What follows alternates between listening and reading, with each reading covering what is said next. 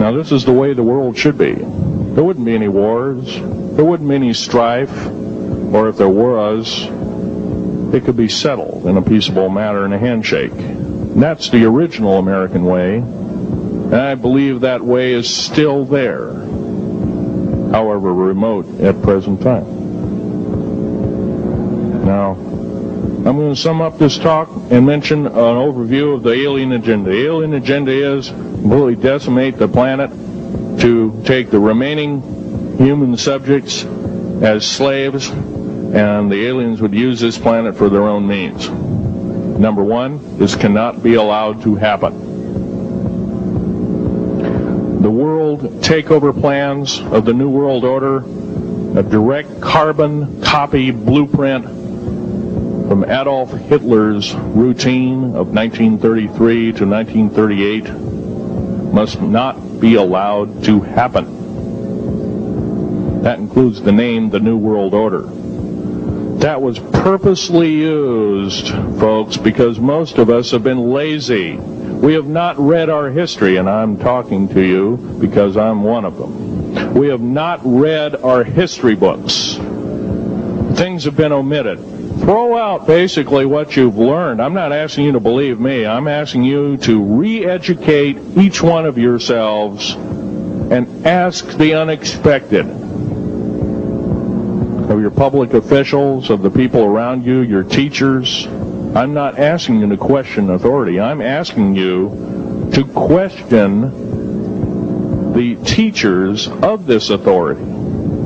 Is this right? Is this law correct? If a law, one of the best statements to ever come out of the mouth of any human being, believe it or not, was, I think, by an incredible black man, the name of Jesse, not Jesse Jackson, but it was Martin Luther King, excuse me, said, an injustice anywhere is a threat to justice everywhere.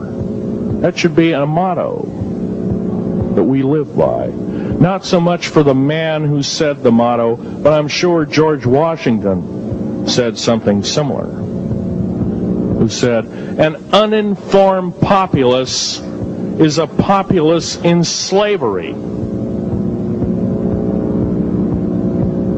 Now, our founding fathers had the unique gift 250 odd years ago, 200 to 250 years ago, of looking far in advance, laying out the groundwork of this wonderful two pieces of paper government we've got, the Bill of Rights and the United States Constitution, laying it out for all time. It is the best government probably since time immemorial, maybe the best ever.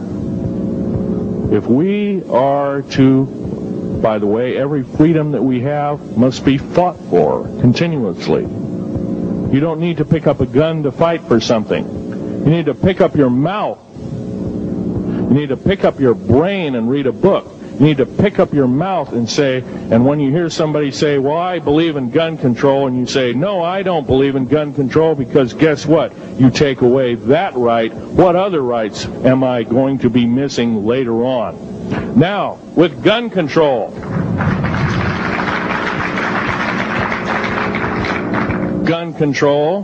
there's a certain few people, generally a 1 to 2% minority of people, that are totally irresponsible, criminal, use the gun improperly, etc., etc. I'm not talking about those kind of people. There are always going to be those kind of people, at least for the foreseeable future.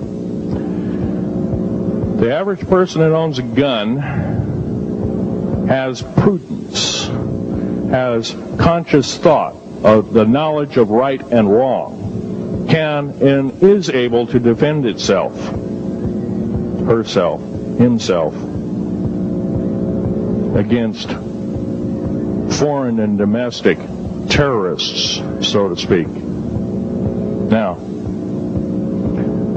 gun control is an attack on your rights. If it is allowed to fully comply and go through, all of your freedoms will be removed within a 10-year period after the last element of gun control. So the attack of any right, or the removal of any existing right, is an attack and affront on every one of us in this room, and should not be tolerated.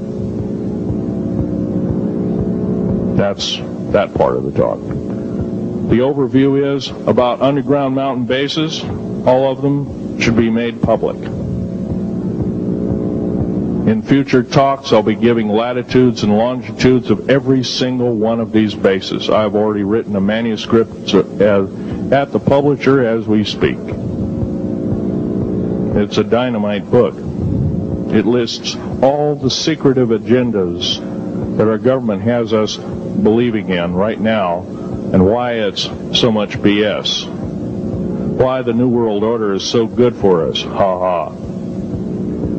Well, don't believe it, folks. Believe in only one thing. Love thy neighbor as thyself, and ask continually questions about our constitutional freedoms, and defend them if necessary. And most of us will have to probably defend them. I hope this doesn't happen.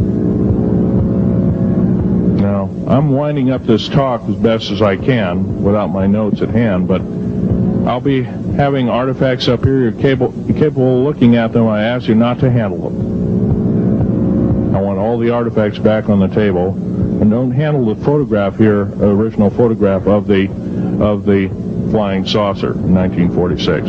Now I'll take a certain few questions. I know there's going to be quite a few of them. Yes, this gentleman here in this row.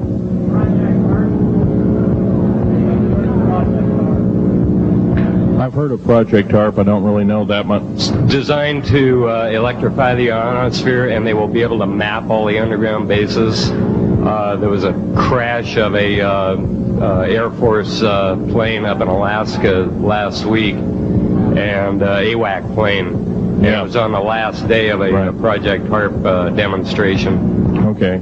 Yes, I've heard of such projects. Actually, it was invented by Nikola Tesla, the initial part of ionizing the atmosphere. The only trouble is with ionizing the atmosphere, plants need nightfall as well as sunlight to survive.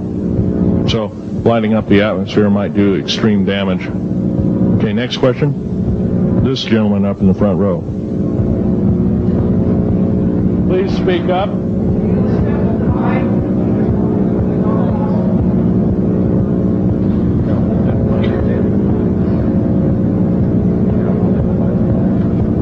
Thank you for taking the question. My question I'd like to ask is this. If the aliens have a 1,200 IQ, can speak all these languages, and are so powerful, what prevents them from just taking over?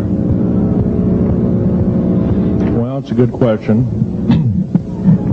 Basically, they have taken over. All that's left is a bunch of screaming, a bunch of us that have been very complacent. Half of the 131 deep underground military bases are basic cities for them. Right underneath our feet is a macabre sight indeed. You can bet your bottom dollar they've already basically won the war. However, they're being an alien species, we're an alien species to them, and our germs have a tendency to kill them. They're also a dying race, and they're in far worse condition than anybody with the worst case of terminal cancer. They are in need of us to some degree.